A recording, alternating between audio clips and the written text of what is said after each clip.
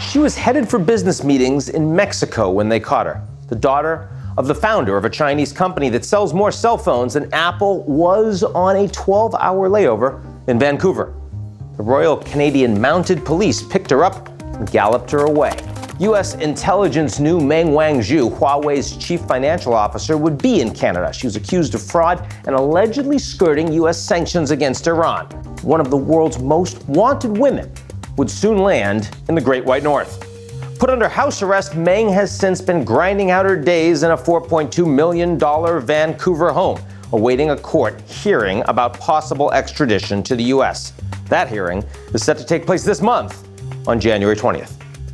Fraud or no fraud, Meng's case was the opening salvo in a wider tech war between the United States and China. She helms the financials for the telecom giant that the United States now views as a matter of national security. And not just for Huawei's alleged dealings with Tehran.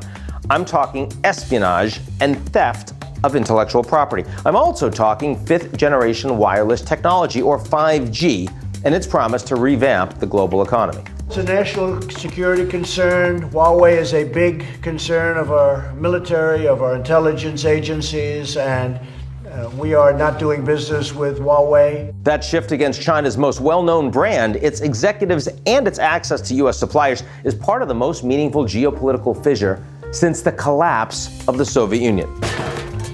Let me explain.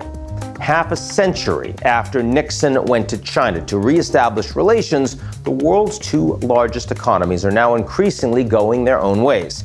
Even with a trade deal in the works, America is now ratcheting back its reliance on Chinese manufacturing. Companies from Google to HP, from Dell to Apple, are either pulling production out of China or they're evaluating such a move. And the U.S. Commerce Department is also set for export prohibitions on artificial intelligence to China, as well as greater inspections on Chinese investments in U.S. technology. The goal is two-pronged: blunt China in the race for advanced technology and challenge China's growing global supply chains. But America's influence in the world is waning, and China knows it. This trade spat has only reinforced what hardliners in Beijing have been saying all along, that they need to decouple themselves from an American-led set of standards, from American data systems, from American artificial intelligence, from the American internet.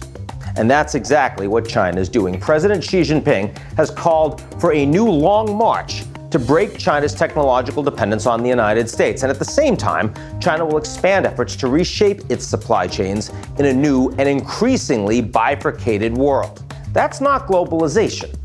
For much of recent human history, the story of globalization has been about growing interdependence, trade, technology, talent, investment, infrastructure, and information with more and more open borders.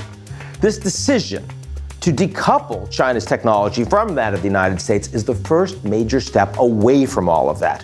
In other words, a critical component of the 21st century's global economy is now splitting into two, along with the big data and information ecosystems that surround them. But how far will each nation go? Will America build up its own military-industrial technology complex to challenge China? Will Chinese theft of American IP kick into even higher gear? And what about Europe? Will it end up fractured and torn apart between East and West?